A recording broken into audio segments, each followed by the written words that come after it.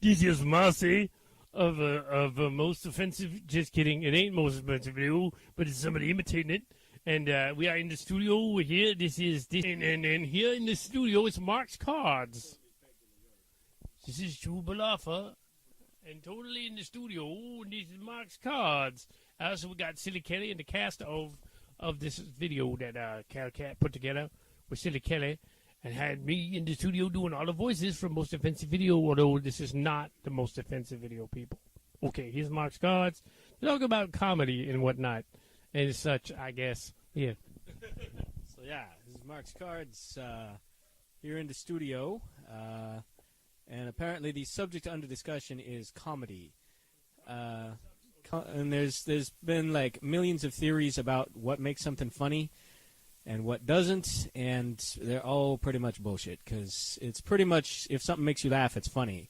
You can't really quantify that. So, what's funny to one person is not funny to another.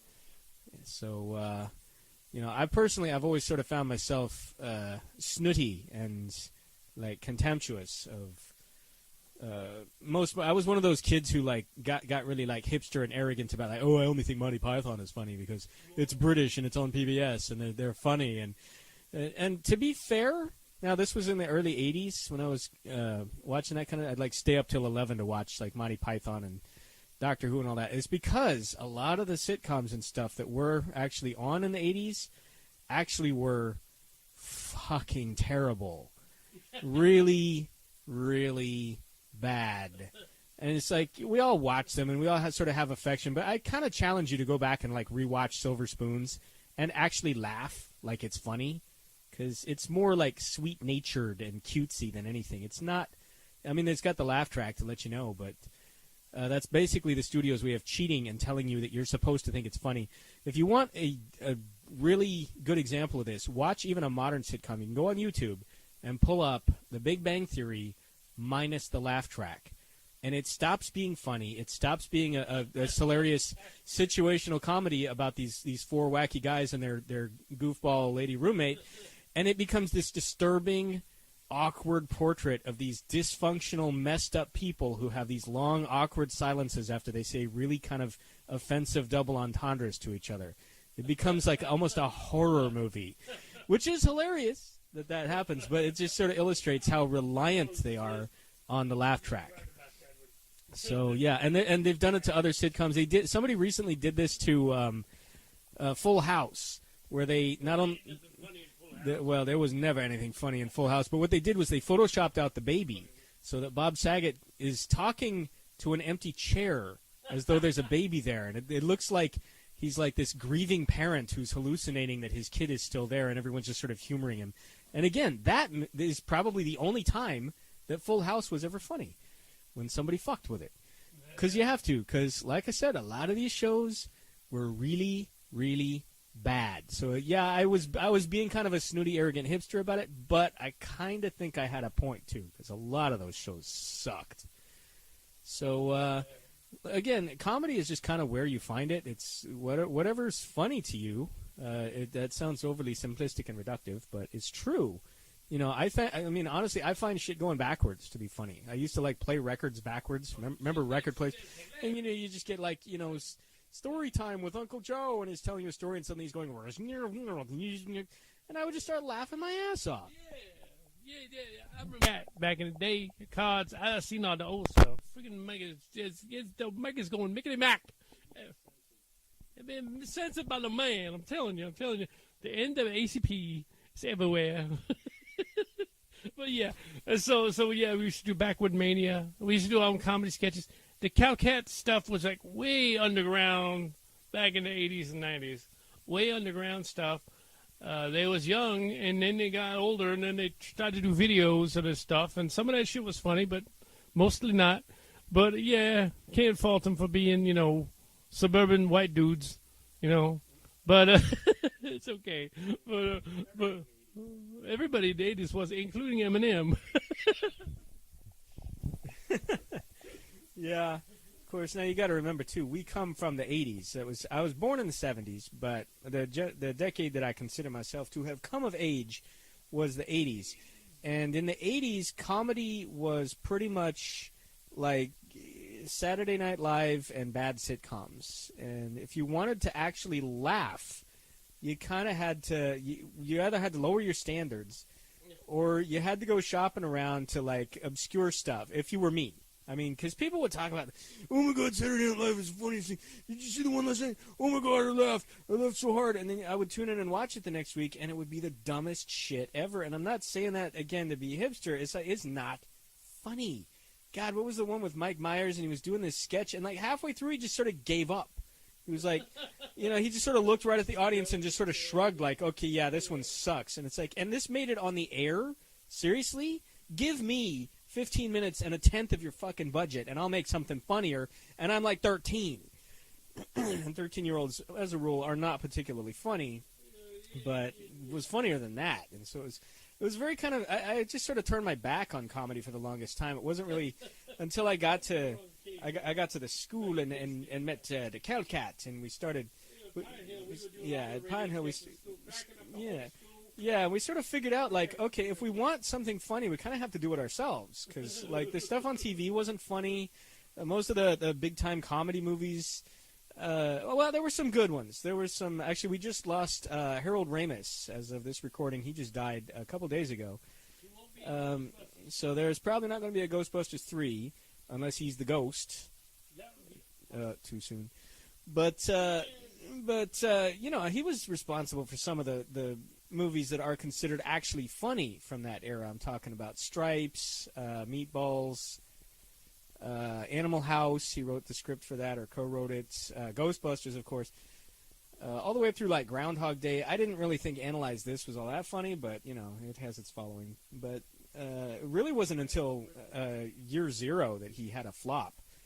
But yeah, so anyway, my point being, this is a guy who demonstrated that comedy in the 80s could actually be funny. Unfortunately for every one of those movies, there was like Collision Course with Jay Leno and Pat Morita. It's funny because, I don't know, because ethnicity or something. Nothing But Trouble with Dan Aykroyd. And Aykroyd bears all the blame for that. Aykroyd could be funny when somebody's reining him in. Because an example of that, he does, and he's got a really interesting sensibility. He's gifted as hell at certain things, but as a storyteller, like his original script for Ghostbusters before John Landis and Ramis got a hold of it was that New York was this post-apocalyptic wasteland already taken over by ghosts and zombies, and the Ghostbusters were these sort of loser working-class schlubs trying to like make a living. And it wasn't funny. It was just sort of strange and weird. And there were, I think it was Landis came in and said, what would be funny is if it was just like the real world and these guys were just hunting ghosts. Why don't we just do that? Why make it all complicated? And Aykroyd was like, okay, whatever. But, Aykroyd definitely needs to be reined in. He needs somebody to bounce off of because otherwise he makes nothing but trouble, which... My apologies to Aykroyd, but that movie sucks. God, I can't even describe how unfunny it is. It's like this comedy vacuum that just hoovers all the mirth and fun out of every scene. I hope so. The chord, if I stroke the chord, it's like, it's like, we were.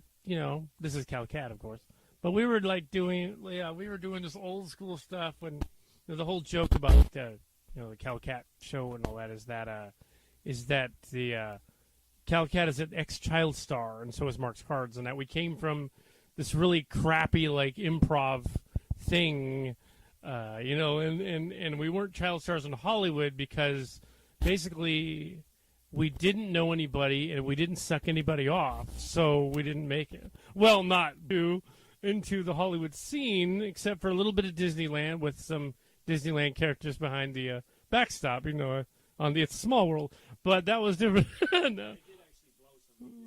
He did blow some of the Disney characters, but yeah, and that's about when all the Disney dirty song parodies came out and stuff. So. Basically, Calcat, I said, okay, it's fine. Under new management, we don't care. Come on back in. Okay. And of course, in the line, he's immediately doing those stupid parody songs again. Because why the heck? Because you're standing in the line, and it's like you're standing in line for the Buzz Lightyear ride. You just have to sing "You Got Me in the End." Just for the record, I actually have quite a few of Cal Cat's original Disney dirty parody songs in my iTunes library, and so it can be definitively stated that Cal Cat songs have been played in the park, not to where anybody else but me could hear them because I had my headphones on, but I was playing them while in line for certain rides, listening to like the Be Our Guest parody, Vital Breasts. Awesome, but yeah. So I mean that. Oh yeah, they're still available for those who know where to look. But yeah, so and that's the thing. Like those songs, to me anyway, and I know to Kyle Cat because he did them, are hilarious. But they're not the sort of thing that, like, certainly not in our time, that other people were doing. There were a lot of people doing parody stuff, but it tended to be focused more on like puns or like they were trying to, it'd be like, oh, let's do a parody of this song, but make it set like in a hair parlor, and they're singing the same song, but it's about fixing hair, and it's like neither of those concepts is funny. So you haven't really like improved the song by spoofing it. You've just sort of changed its context. Whereas the dirty parodies, and it's not like something being dirty is just automatically fun. Like, I could just say, hey, fuck, and like fuck isn't funny. But I have this theory. This is my personal comedy theory. It depends on what's being fucked, of course, but it also depends on the context, because it's like a bad word or a fart is just the start of a joke, and I'll give you the end. I'll give you my personal example, because somebody was asking me one time, because I was going on about, fart jokes are always stupid. I hate fart jokes in movies, and yet I will laugh at them sometimes. And I was thinking about that, because it was like, am I being a hypocrite? Because like, yeah, I say I hate these, but I have laughed. So I was thinking, well, what's the difference? Why are some fart jokes funny and some aren't? And it occurred to me, in this blast of fart inspiration that is pretty much the cloud of my life, that the reason is that a fart is not funny, but a fart in the right context becomes more than just a fart. So my example is that a fart isn't funny. Ew, that smells bad because it came out of your butthole. It's like, yeah, if I was 3, I would laugh at that.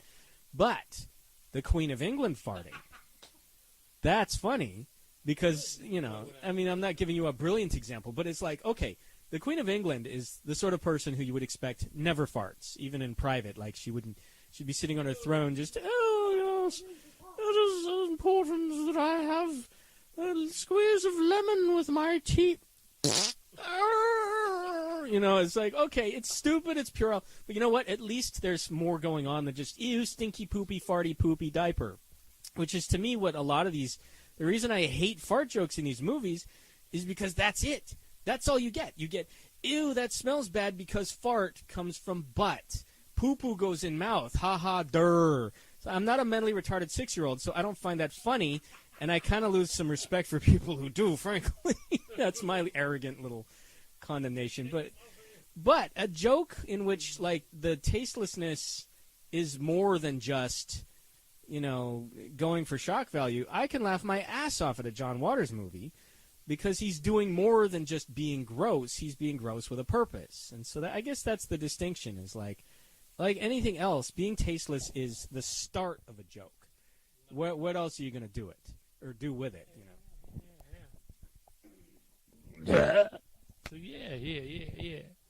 So yeah, it's sort of like when they were talking about the comedy of like Dave Chappelle. He would do like a Dave Chappelle sketch after the thing was over, and like he would people would heckle him in the audience and do his jokes, and he would get mad because he'd be like, "No, when you do it, it ain't funny. When I do it, it's funny. Okay, I'm the comedian."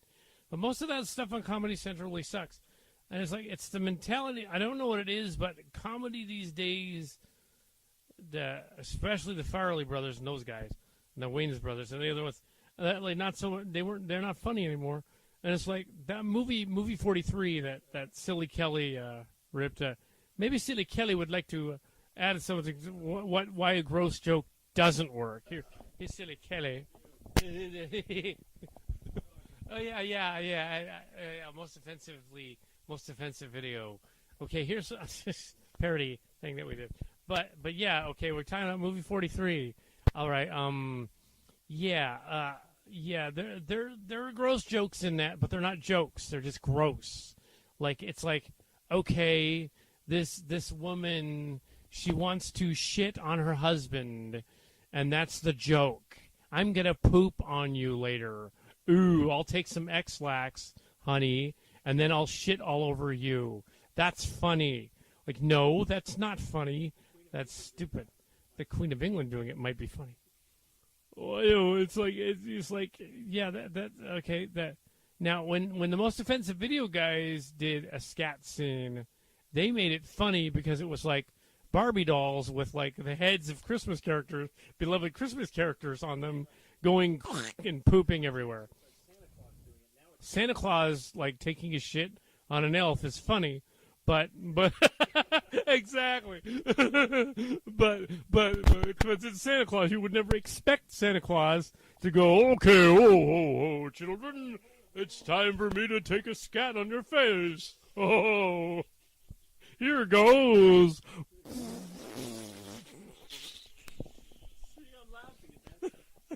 Ah. See, they only had one. I guess they had one Farrelly brother writing that movie, and several other people that wrote better movies. Yeah, people who have done better thought that way. They were teenagers. Stupid. Yeah, that was dumb. And it's like another one of the jokes from that other movie, the movie 43. They probably were thinking Rule 34, but they didn't apparently internet blog that to see what it was called. Not really, technically. So, like, there's a scene where Chloe Moritz's character, the joke is she's had a period on the couch and left some period blood, and then on the wall, and the guys in the room are grossed out by this for some unknown reason, and they're, like, freaking out, but they're making it a joke, like it's supposed to be funny, but it's just kind of... Is what I was talking about before, where it's like, okay, they have the gross, but they don't have the joke. So it doesn't really matter how gross it gets or how over the top. It's like, hey, you know what's funny? Period. It's like, not really, because so what? It's like, okay, yeah. It's like, hey, look, there was a piece of shit on the ground. And I laughed and laughed and laughed because it was a piece of shit poopy from your bottom. And it's like, again, we're not 6-year-olds. We're not mentally challenged. We're not going through our anal phase anymore. So it's like, you know what? I will laugh at the poop or the period joke, but give me a joke. Don't just say, ew, gross, like that's it. Because that's not good enough. Yeah, it's like, okay, yeah, so it's, the whole thing is just like the presumption that just, you know, going there, we went to a really, you know, icky, inappropriate place. So what? There are 6-year-olds who do that on the playground every day. It doesn't mean they're funny. You know, anybody can be gross. I could pick my nose and eat it right now. It doesn't mean that's funny. Again, the Queen of England doing that might be a little funny, but I don't really have anything against the Queen of England, by the way. But you see my point. I mean, it's vaguely, at least that's a joke of sorts, just because of the contrast of like the inappropriate being applied to somebody you wouldn't expect it to. And so, like, the movie 43 guys and people who make movies like that, the movie guys, you know, date movie and all this, they don't have anything other than a reference to something. So their jokes are either, ew, poopy stink because I'm 6 years old, or, and this is the other one that just bothers the hell out of me, is like, the joke is that they're reminding you of something. So, like, the movie guys, and yeah, we went through our phase too when we were 13, 14. They're still doing it, and these movies are like, hey, wouldn't it be funny if Britney Spears showed up? Because she's Britney Spears? Ha ha ha ha ha. You know, or like, okay, so we're going to make fun of, like, you know, High School Musical, but then a Transformer shows up and starts breakdancing. It's like, that's not funny on so many levels that it's almost kind of funny how unfunny that is. Because it's pathetic. It's like, okay, you've reminded me that, yes, Transformers are a thing and they exist. Ha, ha, ha, ha, ha, ha. You know what? I didn't laugh at any of Michael Bay's dumbass jokes. I'm not going to laugh at somebody's imitation of one in some half-assed, uninspired comedy. I'm just pulling that out of my ass. I don't even know if that happens, but I guarantee you something similar, because it wasn't the trailer for one of those. They were like spoofing 300, and then this robot shows up. So it's like, okay, so yeah, you reminded me of something. Or you have like a guy show up and he's like, you know, I look like John Kerry. Isn't that hilarious? Because he's a person who exists, and he's here in this movie. Like, that's, you know, I just made that up. But, you know, that's the kind of level of humor we're dealing with. And it's just kind of like, people go to see these movies, and I guarantee you nobody really likes them or thinks that they're all that funny. And yet, you go to people's house, and you look at their shelf of, yeah, they make sequels because they're successful. And that's the thing. You go to someone's house, you're at a party, and you do your that thing where you're like, you know, DVD detective, where you're like, I'm going to check out their tastes. I'm going to look at their shelf. Everybody has the little balsa wood shelf from IKEA next to their TV that with like whatever crappy movies they like, and not cool movies like my collection, of course. But, you know, and you start and you go through it and you start to see all this stuff, and it's like, yeah, and there's you know, Jack and Jill, and there's movie and all of these things, and it's like, and you've talked to this person before, you know, they don't think these movies are really all that funny or good, but they buy them anyway. And it's like, I don't know whether that's just because they're on autopilot and they remember like the 2 jokes that they actually laughed at in the whole 90 minutes. All I can think is like, this movie doesn't deserve your consideration or your money, and I'll tell you why. Because the movie treats you like you're stupid. The people making this movie have contempt for you. They think you are a mentally retarded 6-year-old who will laugh because ha-ha fart poopy butt stink. And also, hey, remember Transformers? Here's one in the movie where you wouldn't expect it. And it's like, okay, neither of those things even register as humor, but they're in the movie that they probably spent $50 million making and marketing because they think you're so dumb that you will just line up to see it anyway. These movies hate you. And you know what? You should hate them back. Then, ironically, they go and buy them. Because, yeah, an autopilot.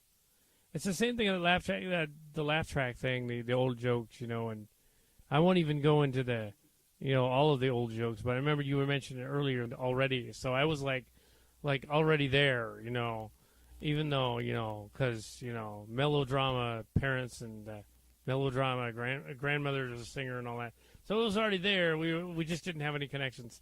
So I would watch the Johnny Carson show with my parents, right, when I was a kid. It's like 9 or 10 or 11.